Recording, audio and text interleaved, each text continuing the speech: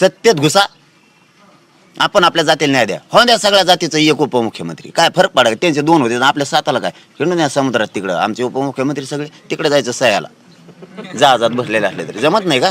आमचा धोत्रावाला चालत नाही का? शेतकऱ्याचे प्रश्न सोडायचे, शेतकऱ्याचा जर एखादा केला तर कचाकच शेतकऱ्याची माफी करीन, कर्जमाफी करीन, पीक विमा येईन, काय मागायची गरज आहे का? तुमच्या कापसाला भाव, तुमच्या सोयाबीनला भाव, धनगर बांधवाला आरक्षण, मुस्लिम बांधवाला आरक्षण, 12 बलुतेदारांना, लिंगा समाजाला बी आरक्षण, दलित बांधवाला बी जे अडचणी त्या सोडवायचे. आणि आम्ही एवढी एक आल्यावर खाली का राहिलं?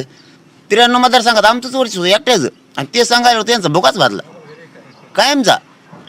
हे बघा जवळपास मला वाटतं रात्री आम्ही बघितलं 57 का 67 मतदारसंघात आम्ही पाडू शकतो 100%, आणि 93 मतदारसंघात निवडून येऊ शकतो. खाली काय राहिलं? खाली काय राहिलं?